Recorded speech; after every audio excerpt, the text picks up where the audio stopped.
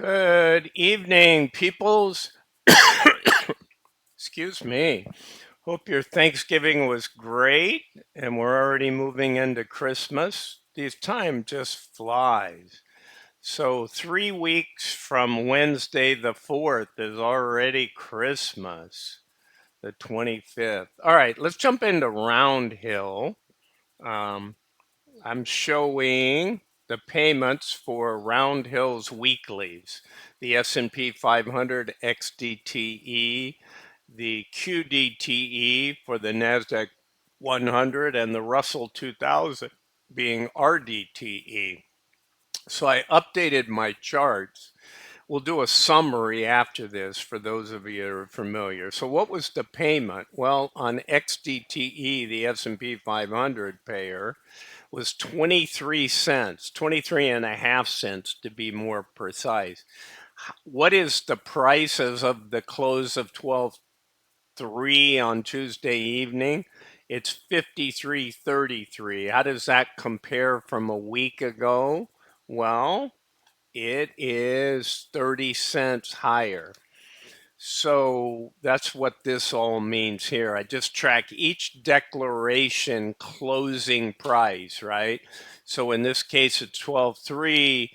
The declaration day is Wednesday, 12/4. There'll be a different close after, but the payment is based on what was already happened, right? The 53.33.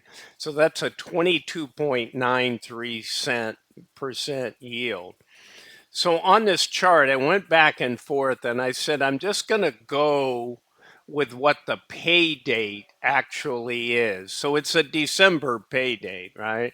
So that left me, well, I guess technically, I counted this as October, so I'm just going to leave it.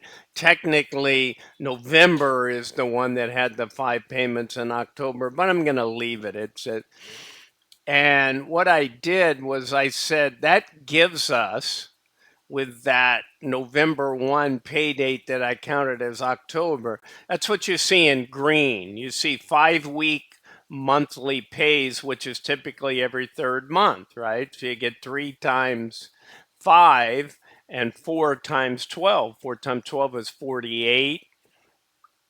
Sorry, guys. 4 times, oh man, I messed that up. So you have 8 months that have 4 payments. 4 times 8 is 32. All right. And then we have our extra months, right? That get us to the magic 52 weeks, because 52 weeks doesn't divide into an even number. That's why you get this scenario.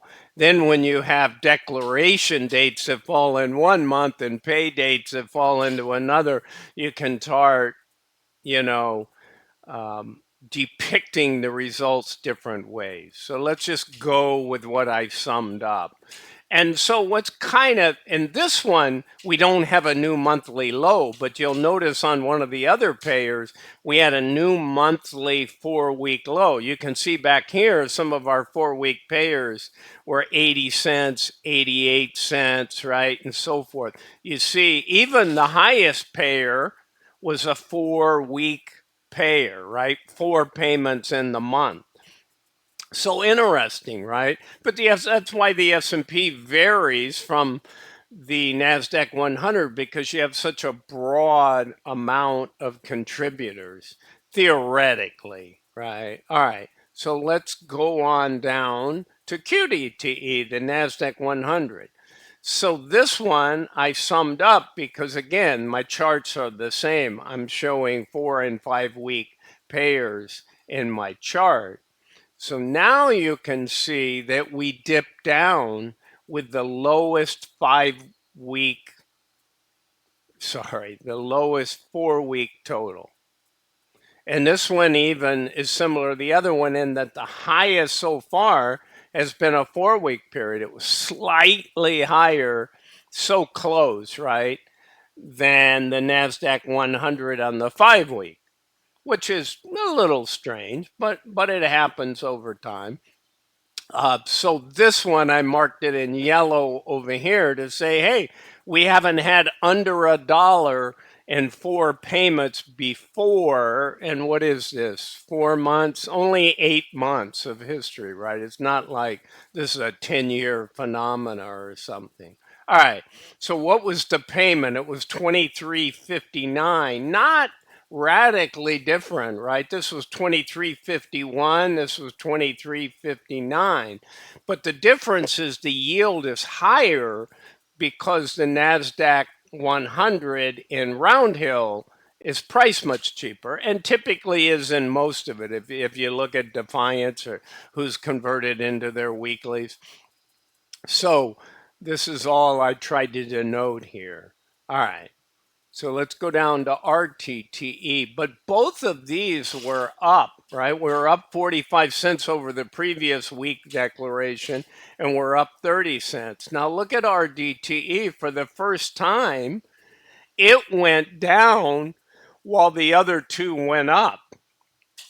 But your yield is still higher. But look, it's been 5 weeks ago, back on 11/6, the last time we got a payment in the 28-cent range, 26, 25. We had some 32, 41s, 33s, right? Smaller sample base here. But just FYI, the other thing that excuse me, that I cleared up on this XPay, I'll show you when I get to the summary, um, that they declare ahead of time. This one's an interesting fund, much more equalized equilibrium in the NAV and the way they're going to pay. Um,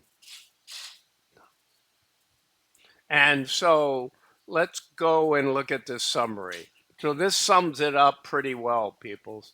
Um, where are we so far? Well, if you look at total return, and you guys know I love this, you've had $8.81 since the inception, right? Which is back on 3/7. And yet over here at a cheaper fund, this was a 52.46 and this was a 46.44. So on your cheaper fund has paid more in dividends. Hence, your actual return over this 272 days, you had a 23.5 cents yield and a 16% yield. Okay. When you annualize that yield, it's even bigger, right? So you have to multiply 1.34 because that's what 272 out of 365 days gives you. Uh, but look at total return, 24.75 versus 21.82. Why is that? Well, very simple. You lost, you had NAV erosion. You lost money at a 1.66 actual 272 day gain if you bought it at inception. You bought it at 52.46, it's 53.33 as of 12/3 close. Just the opposite here. If you bought it at 46.44, it's at 43.05. So you've lost 7. When you annualize those, they move up a little bit, right? So you add to your gain here in the S&P 500 and you subtract. That's how it changes, people. And I know some of you say, hey, I'll just take the higher payer and deal with it. Hey, you get to choose, right? It's your money. Why not? Okay. And RDTE, because of the smaller sample, right? If I measure anything in one, it's like saying who's the best long distance runner. Somebody's run 85 marathons, somebody else has run 272 marathons, right? So if I look at their average time, it's over a higher sample base. It's going to be more averaged, right? So, but we're starting to get enough days in here that this is still showing higher. Where is it showing higher? Primarily in the dividend return. Whereas the dividend return itself, it's only 8.37. But when we extract it out, if it keeps that much prorated at that kind of a gain, you'd have a you'd have a 32% dividend return. Where they also do well in the Russell is because of this 7.55, right? This one's losing 7.3% and this is gain. As I said, I think this will normalize. This one will probably have a gain, but it'll probably be in this kind of gain realm, more like a 1%.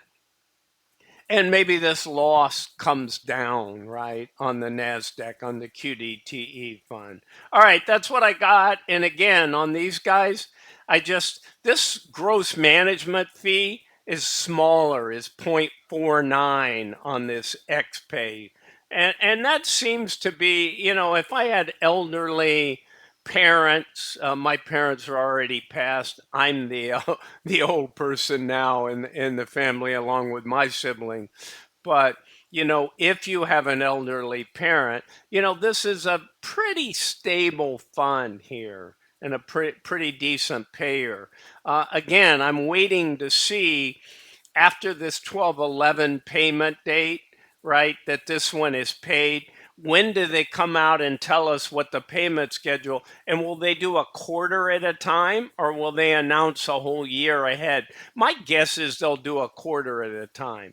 Since this was launched on 10/31, they came out and said this is a schedule and the amount for the November and December. So I think in late December they're going to say this is the pay dates and the amount for January, February, and March.